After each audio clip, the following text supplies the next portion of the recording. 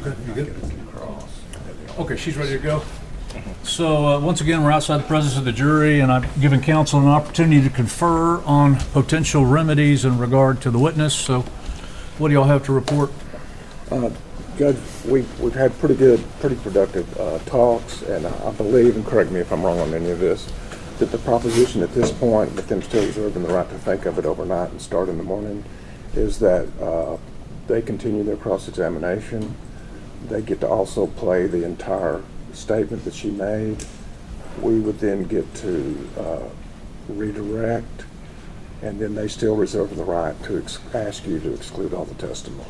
And yeah, that part we feel comfortable. Yes, Judge, and under the idea that we want to unring the bell first before there's an instruction to exclude it, because and have them exclude it all in its entirety, which is fine. But we would like to be able to unring that bell and then make that decision.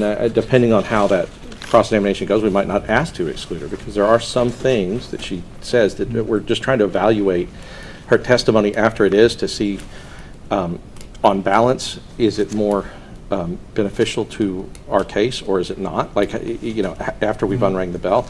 But if we determine on balance that it's less beneficial, we would still like to have the Heath remedy for the late disclosure. Well, for the record, I'm offering it right now. I'm offering the Heath remedy to exclude her testimony immediately. But if y'all want an opportunity to try this, if both sides agree, I'm happy to implement that agreement. Yes, Your Honor. What we believe is ultimately we believe we're asking the court to exclude. The only issue is that we just want to be able to unring the bell first. All right. Is the idea. And I know I told her, but she knows she's supposed to be here at 9 o'clock tomorrow. Okay. Yes, Your Honor. Additionally, I will say that that in light of it, whatever harm that the court has determined in the defense case strategy, or in emotional impact, we would add that, and we do believe that under our 403 motion and motion of limine under the autopsy photos and the like, that it would start to, that the court should add that in the 403 balance.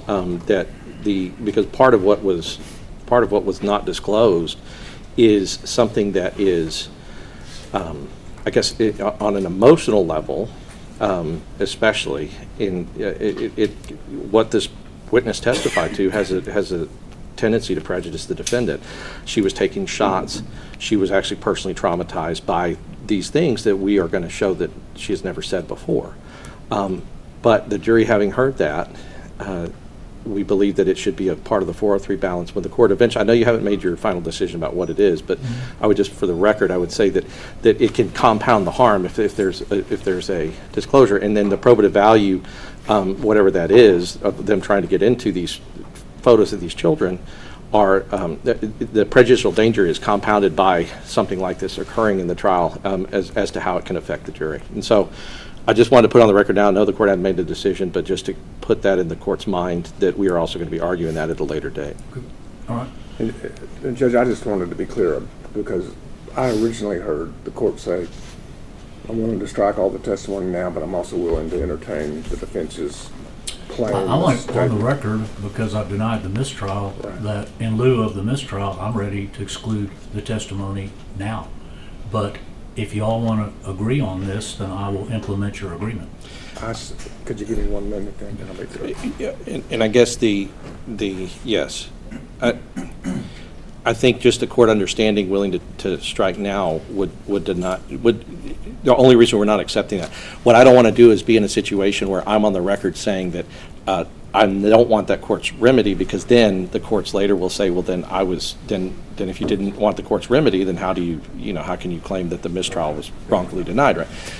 So what I want to do is just say that the reason we don't believe that striking it now, and like she just goes away, is that we'll never have an opportunity to unring the bell.